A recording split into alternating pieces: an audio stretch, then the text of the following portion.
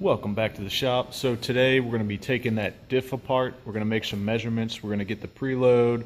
We're going to get the gear pattern and all that good stuff. We're going to get this thing all ready, torn down, and ready to start working on cleaning all the parts and prepping them. So stay tuned. Hello guys, I found a excellent source for new fluid for your magnetic ride control. And whatever else is in there. Look at that. Look at that goop. $20 an ounce, everybody. Come on now. You can PayPal me. Well, on a side note, we found one snap ring. The other one doesn't appear to be in there. At least not in solid form. This is gear marking compound. I'm going to brush it on the teeth and see what kind of pattern we get.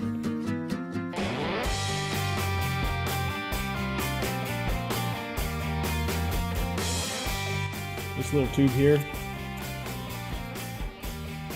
don't think I got a part number, but yeah, this tube will last you a lifetime. Alright, so I am going to put a strain on the pinion. So we're only contacting on one side of the gear.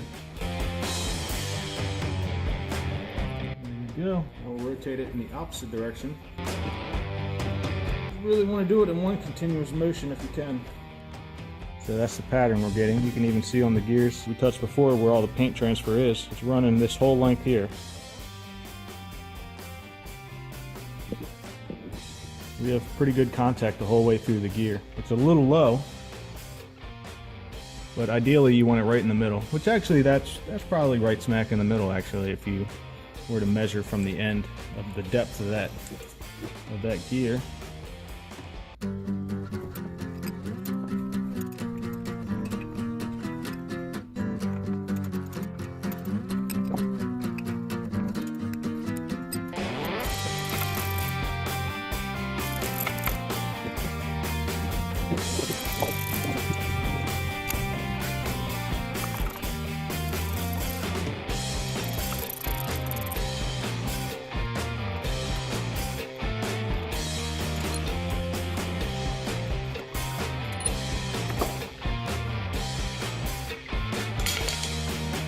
Feel the bearings and they feel gritty.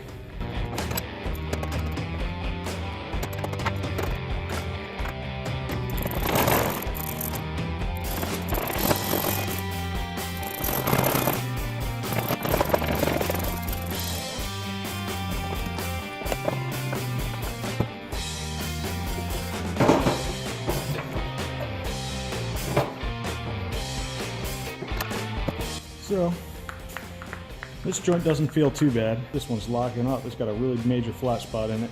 So we get that rebuilt, as well as this one.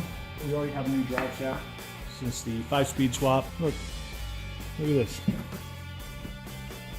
Spring gear's not even all the way tightened. Came loose. Well, the other ones look alright.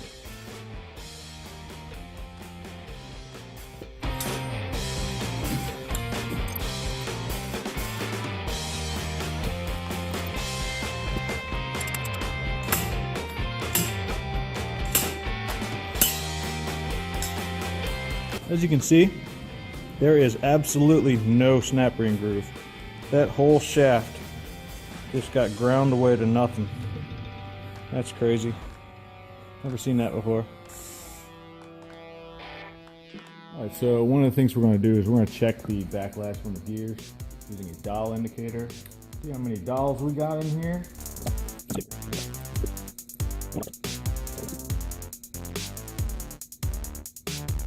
Set it at 0.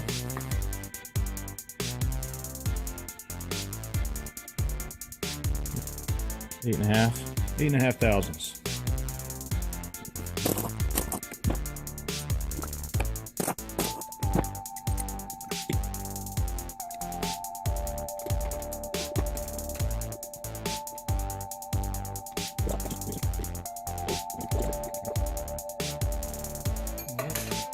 Oh, we dropped it. Here it is. Cast. Jim. Alright, so we're going to spin this baby around. start working on the pinion. So one of the things, if you ever changed an pinion seal out or something like that, where you're going to be reusing the crush collar inside there, trick you can do is clean off the nut. By the way, if you don't have degreaser or a brake clean, I highly recommend checking out this stuff called gasoline. As long as you're not around an open fire. I mean, the brake clean's flammable anyway, so you get gasoline for $2.40 a gallon. This stuff's $5 for 15 ounces. Anyway, the old timer trick goes like this. So clean that baby off. You're going to put an indentation on the end of the pinion. It looks like this end's already kind of smashed in, so it might have been from a previous repair. One little indentation, and you can put an indentation right on top of the nut to indicate how far to go.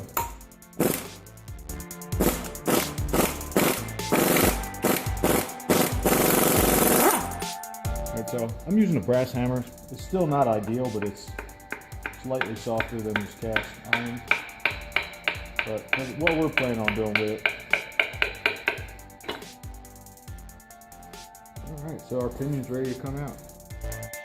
You can inspect it, check it for any chips or anything. Everything looks good. Alright, so we're going to move this over to the other bench and start taking the bearings and races out.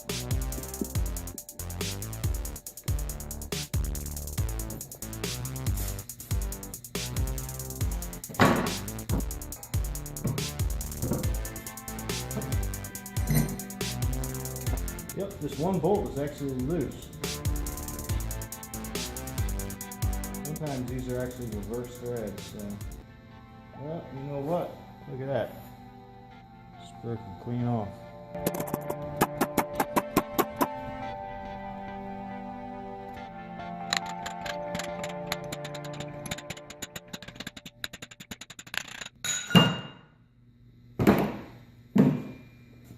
There you have it, folks.